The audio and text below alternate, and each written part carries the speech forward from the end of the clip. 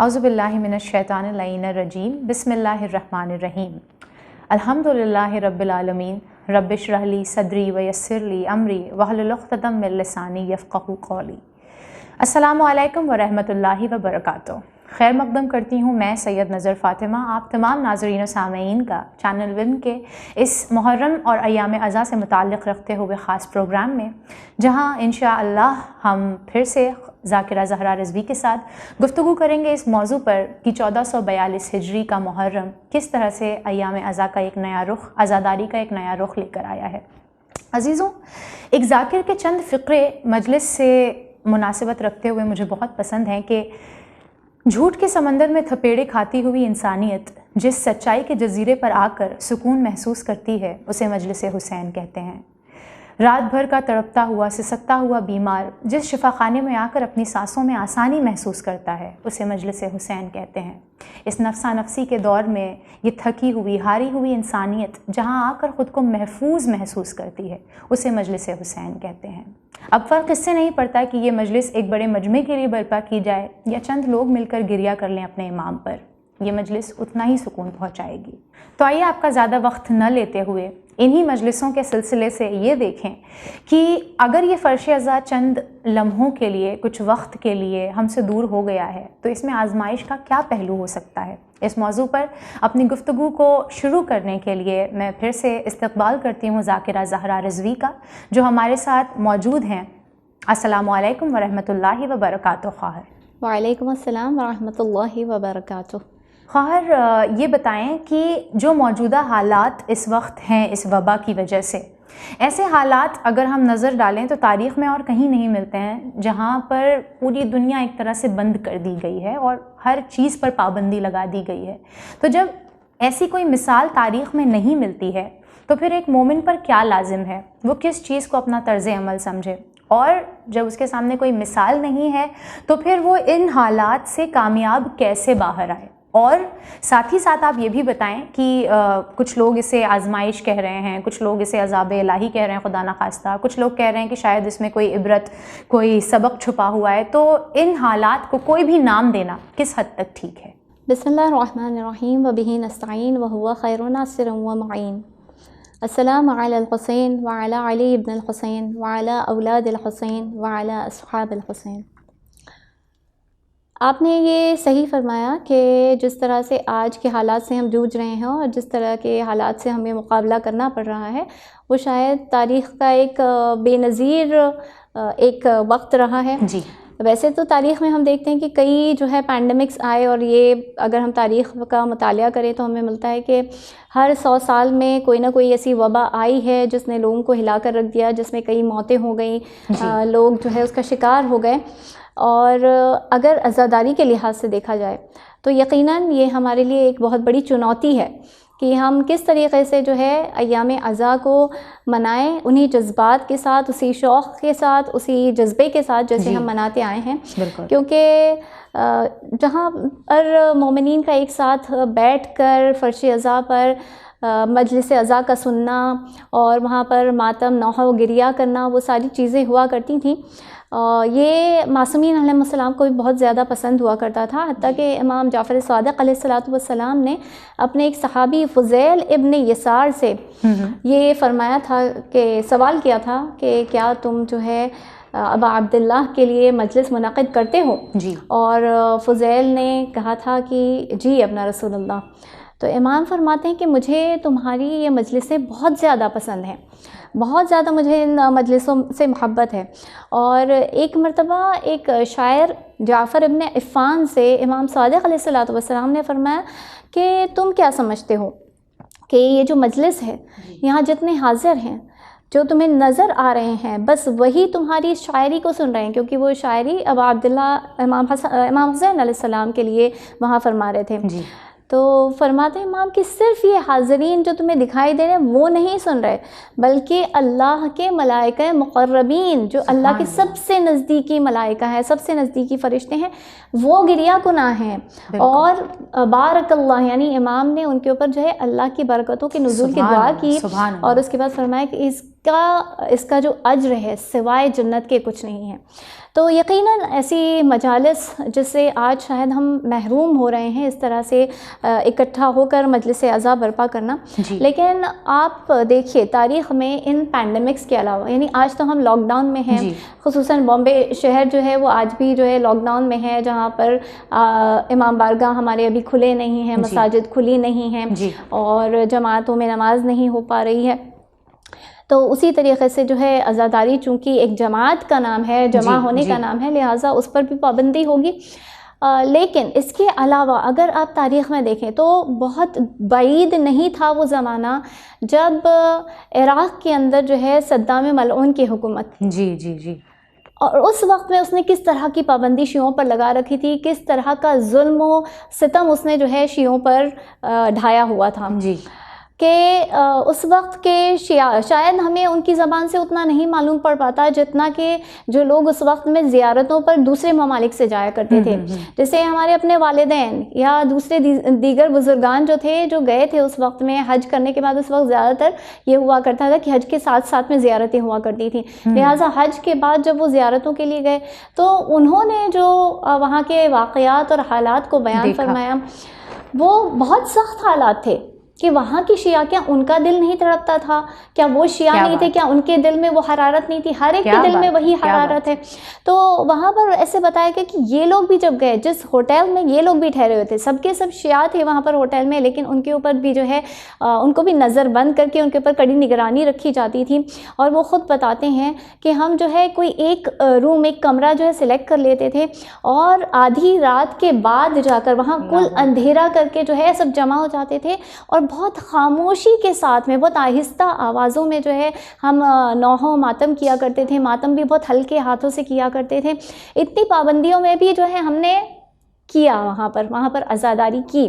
تو یقیناً اس وقت عراق کے جو باشندے رہے ہوں گے، جو وہاں کے مذہب تشیع کے ماننے والے رہے ہوں گے، یقیناً انہوں نے بھی جو ہے عزا کو برپا کیا ہے۔ دیکھیے ان کے بھی جلوسوں کے نکلنے پر پابندی تھی، جلوس بھی نہیں نکل سکتے تھے، مجلس بھی کہیں مسجدوں میں، امام بارگاہ حسینیات تو بالکل ویران ہو چکے تھے، بلکہ وہ توڑے جا رہے تھے، گرائے جا رہے تھے۔ امام حسین کی زری پر جانے کی ممانعت تھی، اور صرف یہ باہر کے لوگوں کو جو ہے چلو اجازت ہو جاتی تھی کہ وہ جائیں اور وہاں پر ذریعہ مبارک پر، روضہ مقدس پر جا کر جو ہے اپنا سلام پیش کریں اور مولا کو تعزیت پیش کریں وہاں۔ لیکن ایسے حالات گزرے ہیں، تو انہی حالات کے دیکھتے ہوئے آج اگر ہم پر یہ وقت بنائے، اللہ تعالیٰ بہت کریم ہے اور بہت رحیم ہے، رحمان و رحیم ہے، اس کی رحمت جو ہے ہمیشہ اس کے غضب پر سبقت پاتی ہے۔ تو اگر یہ حالات بنے بھی ہیں تو خداوند عالم بھی جانتا ہے کہ ہم میں یہ جذبہ ہے، جہاں پر جو ہے ہم مجلسوں کے لیے گھر سے باہر نکلیں، اپنی مسجدوں کو جو ہے امام حسین کے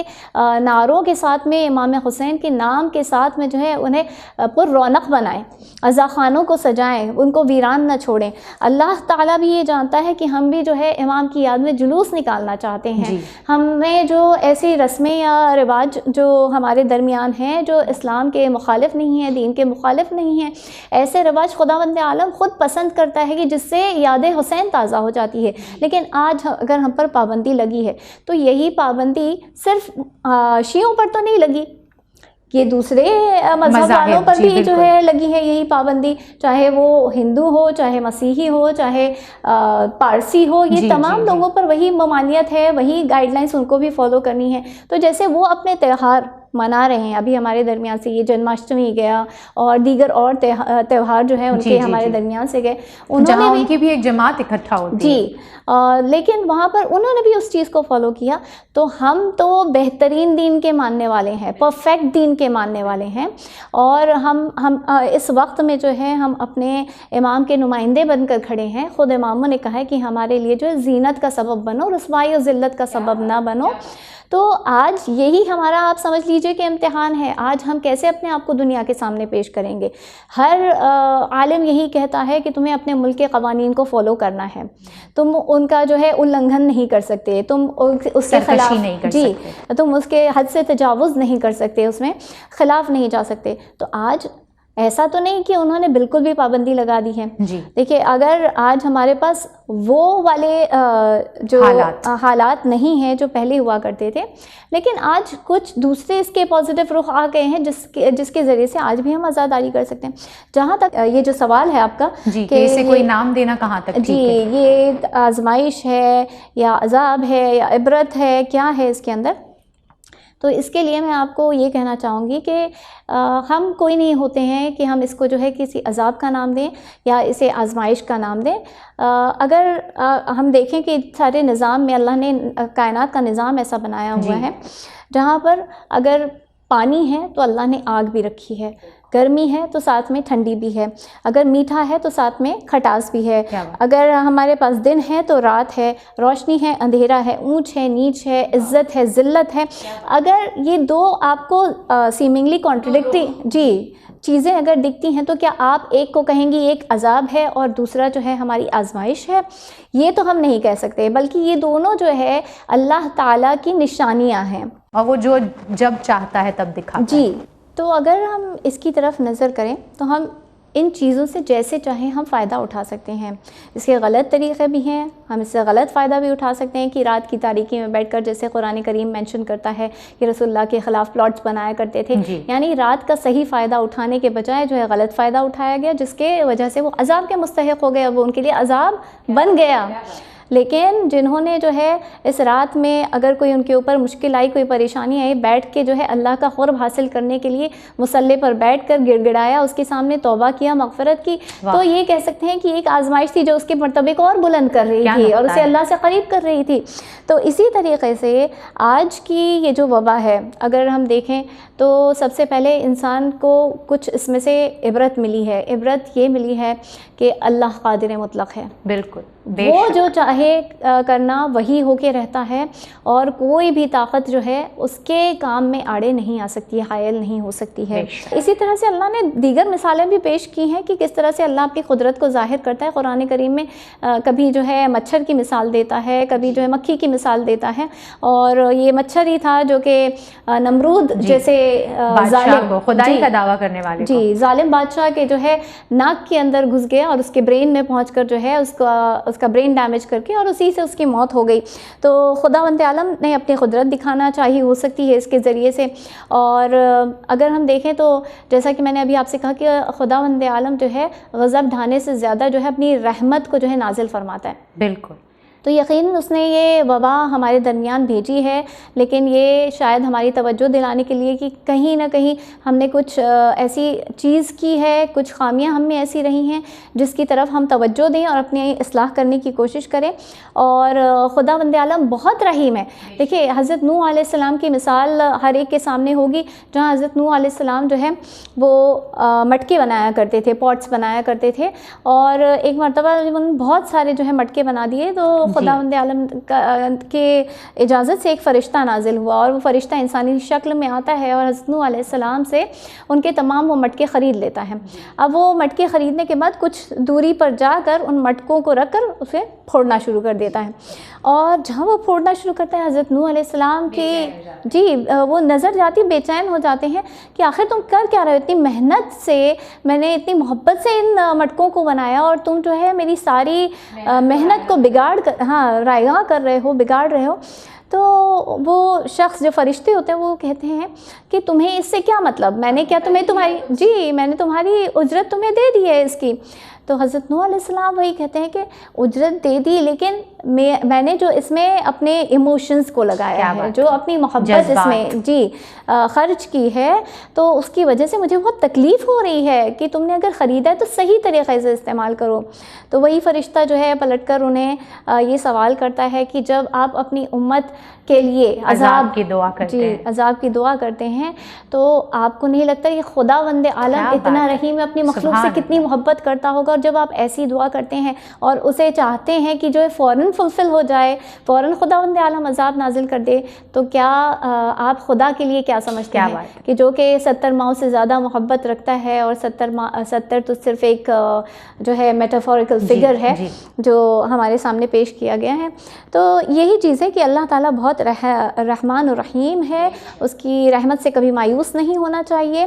اور ہمیں جو ہے اپنے اندر جھانک کر دیکھنا چاہیے کہ ہم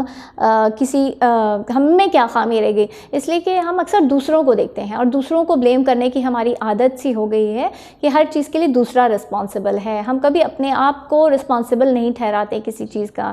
گھر میں اگر کچھ ہمارے ساتھ پریشانی آتی ہے تو یقیناً اس نے جادو کیا ہوگا، اس نے نظر لگائی ہوگی، یہ سب ہمارے سوسائٹی کا جو رجحان ہے ان چیزوں کی طرف ہے۔ ہم یہ نہیں دیکھتے کہ ہم نے ایسا کون سا عمل کیا ہے جس کے نتیجے میں شاید ہمارے ساتھ یہ ہو رہا ہے۔ جی، تو یہی سب چیزیں کہ اس وبا نے ہمیں مجبور کیا کہ ہم جھانکیں اپنے اندر، جی، اور اپنی اصلاح کریں، تزکیہ نفس کریں۔ اور ایک چیز اور جو آخری نقطہ بتانا چاہتی ہوں وہ یہ کہ ایک انسان جو ہوتا ہے جب تک مشکلات میں نہیں گھرتا ہے، جب تک پریشانیوں میں مبتلا نہیں ہوتا، تب تک وہ اپنے پوٹینشیل کو نہیں پہچان سکتا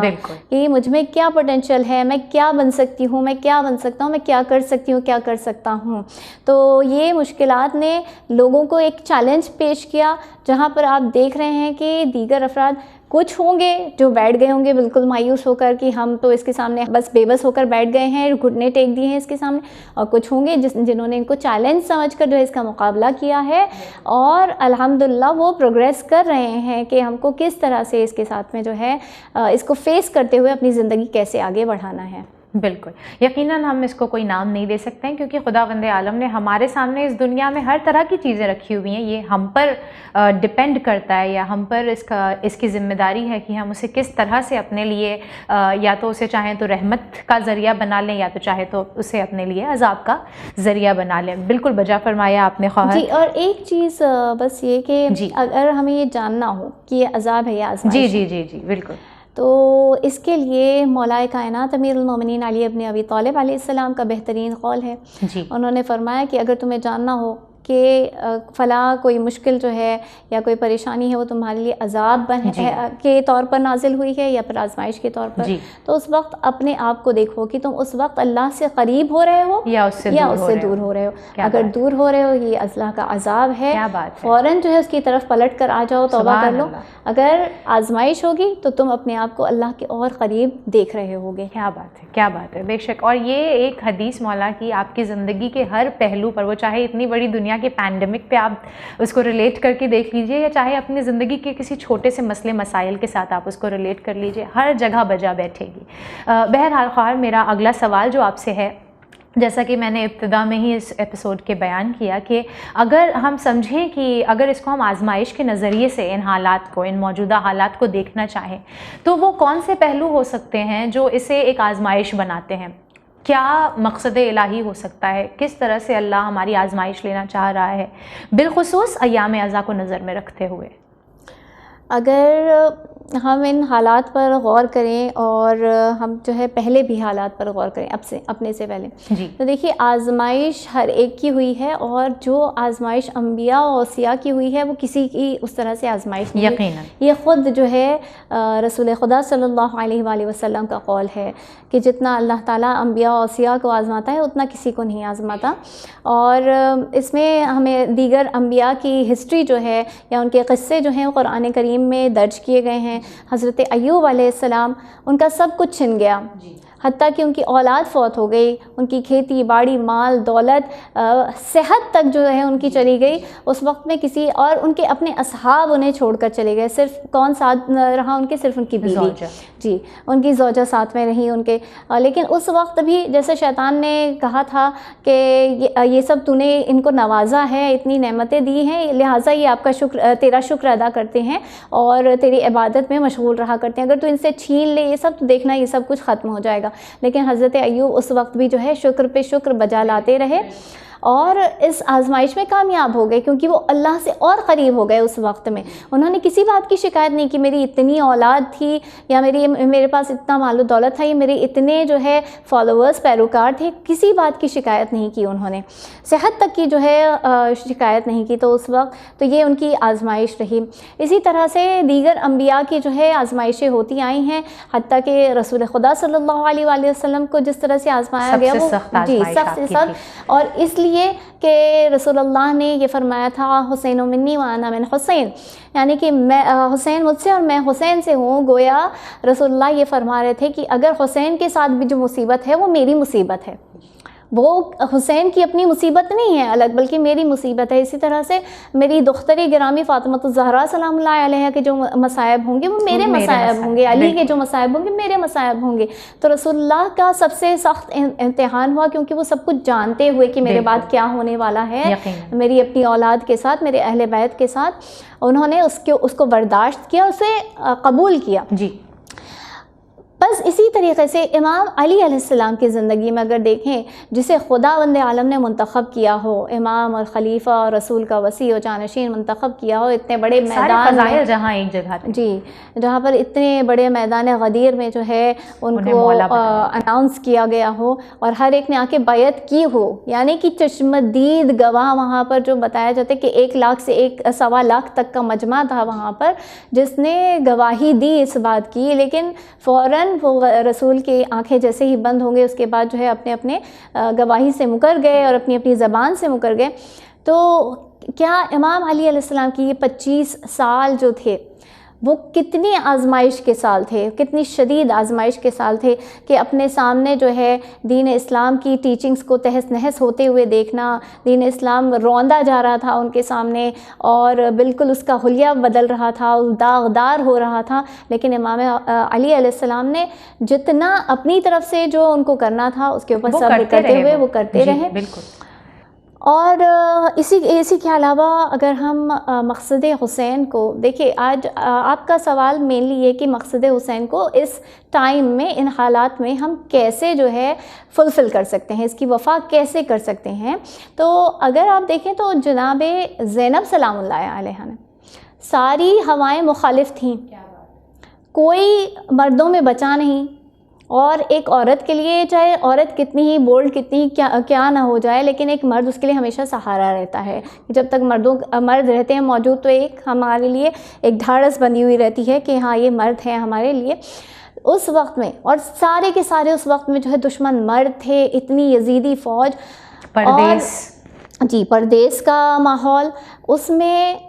قید کیا جانا، اسیر بنایا جانا. کوئی ہم جیسے عام لوگ تو نہیں تھے جو اسیر کیے جا رہے تھے. حد یہ کہ فزیکلی جتنے ان کے اوپر زخم تھے اتنے ہی ان کے دل پر جذباتی زخم بھی تھے. جی، ایموشنلی ان کو جو ہے تار کر دیا گیا اور فزیکلی جو ہے ان کو اتنا زخمی کر دیا گیا. سائیکولوجیکلی جو ہے ان کے اوپر بہت زیادہ ایک سٹریس یا کہہ سکتے ہیں کہ بہت زیادہ جو جیسے میں نے کہا ساری ہوائیں مخالف تھیں. اور ان کو ایسے میں نہ صرف جو ہے قیدی بنا کر لے جایا جا رہا ہے بلکہ باقاعدہ ان کی تشہیر کی جا رہی ہے اور یہ کہہ کر پکارا جائے یہ باغیوں کا قافلہ تھا، یہ باغیوں کا قافلہ ہے جسے ہم نے حراست میں لیا ہے. کتنی ان کے اوپر جو ہے ان کو کیا اس وقت میں محسوس ہو رہا ہوگا، لیکن اس کے باوجود انہوں نے ہی تاریخ کربلا کو ہم تک پہنچایا ہے. اگر ان کے پیغامات نہ ہوتے، ان کی تبلیغ نہ ہوتی، انہوں نے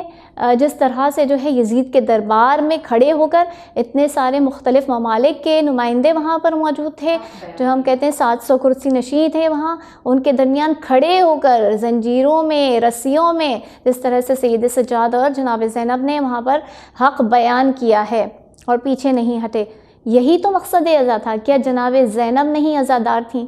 سب سے بڑی عزادار تو امام حسین کے بعد وہی تھی. تو انہوں نے جس طرح سے عزاداری کی ہے، آج ہم بھی اسی طرح سے، ہمارے پاس تو اتنی پابندیاں بھی نہیں ہیں، ہمارے پاس اتنے سارے وسائل ہو گئے ہیں کہ بہت بآسانی ہم جو ہے اس عزاداری کو لوگوں تک پہنچا سکتے ہیں. تو یہ تمام چیزوں کے دیکھتے ہوئے ہمیں یہ سمجھنا چاہیے کہ آج کے حالات میں جو ہے ہماری عزاداری کبھی نہیں رک سکتی ہے، اور اس لیے نہیں رک سکتی ہے کہ دو بڑی ہستیوں کا وعدہ ہے ہمیں کہ عزاداری جو ہے تا قیامت رہے گی. اس لیے کہ جب امام حسین نے نوک نیزہ سے خداوند عالم کے کلام کا ذکر کرتا رہا، وہ سر جو نوک نیزہ پر قتل ہونے کے بعد بھی جو ہے اللہ کا ذکر کر رہا ہے، تو خداوند عالم نے بھی تو وعدہ کیا ہے کہ جو بھی میرا ذکر بلند رکھے گا میں اس کا ذکر عام کر دوں گا۔ بس پروردگار عالم کا یہ وعدہ ہے کہ اے حسین تو نے میرا ذکر قائم رکھا اپنی شہادت کے باوجود، اب میں تا قیامت تیرا ذکر جو ہے قائم و دائم رکھوں گا۔ تو ہم کبھی یہ نہیں سوچے کہ عزاداری بند ہو جائے گی یا عزاداری کم ہو جائے گی، یہ بالکل بھی نہیں ہو سکتا۔ عزاداری کا صرف ایک طریقہ بدل جائے گا جو ہر زمانے میں بدلتا ہے، ایسا ہم کبھی نہیں کہہ سکتے کہ ہمیشہ یہی طریقہ رہا ہے۔ جیسے ہم نے پہلے بھی ڈسکس کیا کہ ہر ملک کے، ہر علاقے کے اپنے اپنے رسم و رواج ہوتے ہیں، اپنے اپنے طریقے ہوتے ہیں عزا کرنے کے، جو ہمیں شاید دوسرے ملکوں کے شاید طریقے نہ سمجھ میں آئیں، ان کو ہمارے طریقے نہ سمجھ میں آئیں، لیکن جو بھی چیز ہمیں امام حسین کی یاد دلا دیتی ہے اور وہ دین سے ٹکراتی نہیں ہے، وہ عزا کے لیے استعمال کی جا سکتی ہے۔ تو بالکل اسی طریقے سے آج اللہ کا وعدہ ہے اور یہ جناب سیدہ کی دعا ہے۔ بے شک، اور یقیناً یہی آزمائش ہے کہ اگر ہم تم سے تمہارے تمام حربے چھین لیں، اس کے باوجود تم کس طرح سے مقصد حسین کو پھیلا سکتے۔ جی جی جی۔ تو اگلا سوال جو ان لوگوں کے لیے میں آپ سے کرنا چاہ رہی ہوں کہ ہمارے معاشرے میں عزاداری امام حسین ایک بہت ہی جذباتی فیکٹر ہے، ایک بہت ہی ایموشنل فیکٹر ہے۔ حد یہ ہے کہ اس وقت جو نوجوان ہیں وہ ایسے کلمے بھی اپنی زبان سے جاری کر رہے ہیں کہ ہم اپنی جان دے دیں گے، جان جاتی ہے تو جائے، کیا ہوگا، بیمار ہی تو ہوں گے، فوت ہی تو ہوں گے، لیکن عزاداری نہیں چھوڑیں گے۔ ہم مجلسوں کو انہی شان سے برپا کریں گے جن شان سے وہ برپا ہوا کرتی تھی، جلوسوں کو اسی شان سے برآمد کریں گے جس شان سے وہ برآمد ہوا کرتے تھے۔ تو کیا یہ موقع، یہ حالات ایموشنلی فیصلہ لینے کے ہیں یا پھر اپنے ایموشنز کے اوپر پریکٹیکیلٹی کو فوقیت دیکھ کر اپنے ذہن کو اپنے اشرف المخلوقات ہونے کا ثبوت دینے کا وقت ہے؟ آپ ان نوجوان کے لیے علماء کیا فتوے اور کیا حکم بیان کر رہے ہیں وہ بتائیں۔ دیکھیے، یہ جو آپ نے جملہ کہا کہ اس طرح سے عزادار کہہ رہے ہیں کہ ہم اسی شان سے جلوس برآمد کریں گے، اسی شان سے مجالس عزا برپا کریں گے، سب سے پہلے تو انسان جو ہے تھوڑا ہمبل ہو جائے اس چیز میں کہ عزاداری ہم سے نہیں ہے، ہم عزاداری کی وجہ سے۔ بے شک، سبحان اللہ۔ اور شان ہم نہیں بخشتے ہیں عزاداری کو، شان بخشنے والا خود خداوند عالم ہے اور بی بی سیدہ ہیں، ہم نہیں بخش سکتے اس کو جو شان۔ اور عزاداری کرنے والے صرف ہم نہیں ہیں، ملائکہ جو اللہ کے معصوم ملائکہ ہیں وہ آسمانوں میں بھی، زمین میں بھی، جہاں جہاں مقیم ہیں وہاں عزاداری برپا کر رہے ہیں۔ جانور جو ہے امام کے عزادار ہوا کرتے ہیں، جتنے جو چرند پرند ہوتے ہیں وہ سب جو ہے امام کے عزادار ہوتے ہیں، صرف اکیلے انسان نہیں ہے جو عزادار ہے۔ جنات میں ہوتے ہیں مومنین جو عزاداران امام حسین علیہ السلام ہے، تو عزاداری ہم سے بالکل بھی نہیں ہے۔ تو ہم اس بات کا خیال رکھیں جب بھی ہم ایسے جملے صادر کرتے ہیں اپنی زبان سے، تو بہت کیئرفلی سوچ کر اور پھر ایسے جملے جو ہے وہ ادا کریں۔ دوسرا، اگر ہم حدیثوں کا مطالعہ کرتے تو حقیقی عزاداری کیا ہے جو معصومین علیہ السلام نے بتائی؟ حقیقی عزاداری تو یہ ہے کہ ہم امام حسین کے قبر پر موجود ہوں،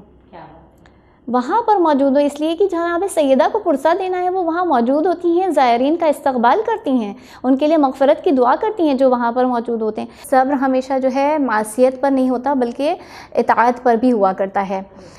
یعنی کہ آپ اطاعت پر بھی صبر کس طرح سے کرتے ہیں؟ امام علیہ السلام نے حضرت عباس علیہ السلام کے لیے دعا کی تھی کہ مجھے ایسا بیٹا ملے جو کہ میرے فرزند یعنی رسول اللہ کے فرزند امام حسین کے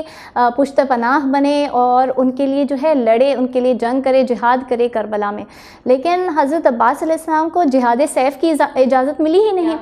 انہیں تلوار سے جنگ کرنے کی اجازت ہی نہیں ملی، لیکن کیونکہ انہوں نے صبر کیا۔ دیکھیں کہ جب وہ خیمے بھی لگانے کی بات آئی تھی اور انہیں کہا گیا کہ اپنے خیمے جو ہے نہر فرات کے کنارے سے ہٹا دو، تب حضرت عباس علیہ السلام بہت جلال میں آ گئے تھے، لیکن امام حسین نے جب ان سے کہا کہ جناب زینب سے کہا کہ جا کر جو ہے اپنے بھائی کو جو ہے منا لو اور انہیں روک دو، تو وہ گئی اور انہوں نے اطاعت کا جذبہ ان کے سامنے سر تسلیم خم کر دیا، اور اس کے بعد جو ہے انہوں نے بات کو مان لی، یعنی کیونکہ حضرت عباس علیہ السلام جو کہ جانتے ہیں کہ میں اسی کے لیے جو ہے یہ میرے بابا نے خواہش ہی اسی لیے کی تھی کہ میں کربلا میں اپنے بھائی اپنے آقا کی مدد کر سکوں، ان کی نصرت کر سکوں، لیکن جہاں امام کا حکم ہے تو اس حکم کے سامنے پورے سر اپنے گھٹنے ٹیک دیے. بس اسی طریقے سے آج اگر ہم کو صبر کرنا پڑ رہا ہے کہ ہمارے اس کرنے سے جو ہے ہمارا وقت کا امام راضی ہو جائے گا. دیکھیں علماء دین اس وقت میں اس غیبت نیابت امام میں یہاں پر ہمارے درمیان جو ہے فتوے یا حکم صادر کر رہے ہیں. تو آج اگر ہمیں جو ہے اپنے مراجع کرام سے یہ حکم آ رہا ہے, یہ گائیڈ لائنس آ رہی ہیں, جو ہمارے علماء کرام ہیں ان کی طرف سے گائیڈ لائنس آ رہی ہیں کہ ہمیں اس طرح سے عمل کرنا چاہیے, ہمیں اپنے قوانین کی مخالفت نہیں کرنی چاہیے. تو آج ہمارے لیے ایک امتحان ہے کہ ہم کس طرح سے اپنے ان تمام چیزوں پر ان کی اطاعت کرتے ہوئے کیسے ہم صبر کا مظاہرہ کر سکتے ہیں. انشاءاللہ خداوند عالم ہمیں بہترین اس کا اجر و ثواب عنایت فرمائے گا. پھر اس کے بعد ہمارے علماء جو گائیڈ لائنس ہمیں دے رہے ہیں, سید سستانی دامت اللہ, انہوں نے بھی جو ہے گائیڈ لائنس دے دی ہے, اور ہر جگہ کے ہر ملک کے اپنے اپنے جو ان کے ادارے ہوں گے انہوں نے گائیڈ لائنس دی ہوئی ہے اس کے سلسلے میں. تو یہاں پر سید سستانی کے جو گائیڈ لائنس آئی ہیں وہ یہ کہ سب سے پہلے یہ آلریڈی ہو چکا ہے جب سے لاک ڈاؤن ہوا کہ ٹی وی اور لائیو پروگرامز جو آن لائن پروگرامز ہیں ان میں جو ہے اضافہ کیا جائے, اور دینی اور ثقافتی جو ادارے ہیں, جو تہذیبی ادارے ہیں, وہ اچھے خطبہ کا انتخاب کریں. دیکھیے کیا ہو رہا ہے, اور یہ اکثر ہماری نارمل حالات میں بھی یہی ہوا کرتا تھا کہ کسی بھی ذاکر کا انتخاب کر لینا, کسی بھی ذاکرہ کا انتخاب کر لینا. لیکن یہاں پر سید سستانی کا بھی جو ہے یہ انہوں نے نصیحت کی ہے جی کہ